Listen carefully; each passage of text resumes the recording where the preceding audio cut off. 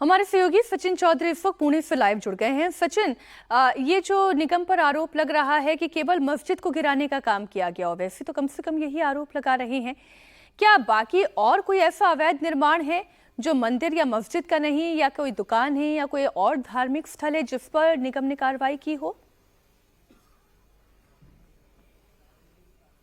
जी देखिए, मैं सबसे पहले इस जगह की तस्वीर आपको दिखाना चाहूंगा। ये पिंपरी चिंचवड़ का इलाका है और यहाँ की ये वही मस्जिद या जिसको मदरसा कहा जा रहा है, जिसके ऊपर जो है यहाँ के लोकल म्युनिसिपल कॉर्पोरेशन ने कार्रवाई की है। पूरा का पूरा मलबा यहाँ पर बिखरा हुआ दिखाई दे रहा है।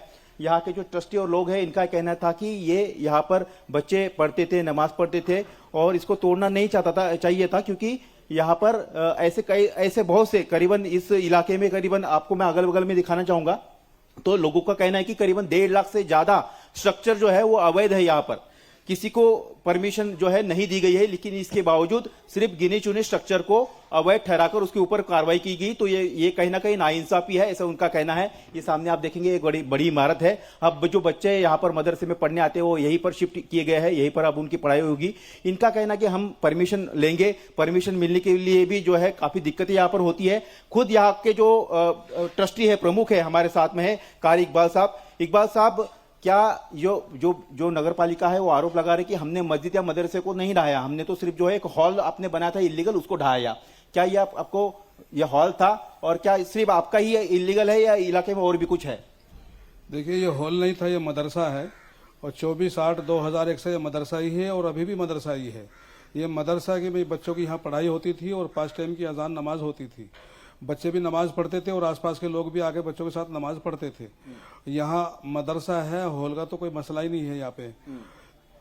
अचानक ये पहले से 2001 से है ये, लेकिन पहले ये पतरे का शेड था, यानी ऊपर पतरा था, चारों तरफ दीवार थी, दीवार के ऊपर पतरा जो है आपके सिर्फ इसी एक स्थान पर हुई है कि और भी ऐसे इलीगल कंस्ट्रक्शन है यहाँ पर, उस पर भी कार्रवाई सिर्फ इसी पे हुई है और किसी पे नहीं हुई है।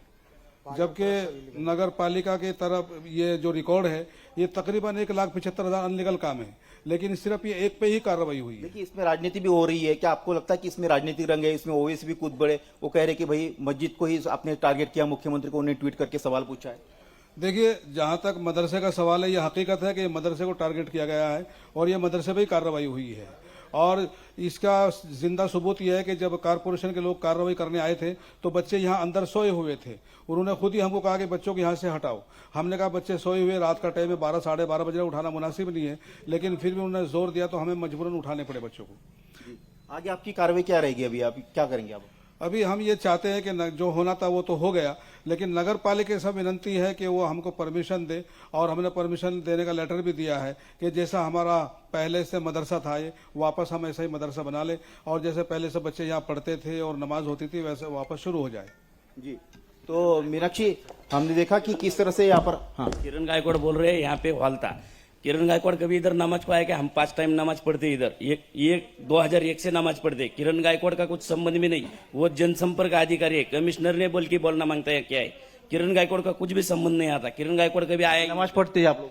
नमाज हम पड़ोस से यहाँ हम 5 टाइम की नमाज पढ़ते, यहाँ बच्चों के साथ पढ़ते। मदरसा है, बच्चे यहाँ 5 टाइम की नमाज पढ़ते, बच्चे को मदरसा है। आपको इसमें नजर आता है कि इसी को आपके लोगों का कहना है कि इस इलाके में 1.5 लाख से ज्यादा अवैध निर्माण है, तो इसी को टारगेट किया? आपको लगता है कि क्या कोई चुनावी एजेंडा है इसके पीछे? ऐसा हमारा डाउट है कि भाई इसके अंदर चुनावी एजेंडा है। क्यों तो हमने रात को पाँव पड़ के बोले साहब के कि यहाँ अनाथ बच्चों का मदरसा है। साहब, क्या अनाथ बच्चों का मदरसा है यहाँ पे? प्लीज, इतना तो समझ में आ रहा है कि कुछ तो राजनीति भी हुई है, लेकिन ये भी बात है कि जो अवैध कंस्ट्रक्शन है उसके ऊपर बुलडोजर चलाया गया, तो ये भी नियमों के तहत किया गया। बहुत शुक्रिया सचिन आपका पूरी जानकारी के लिए।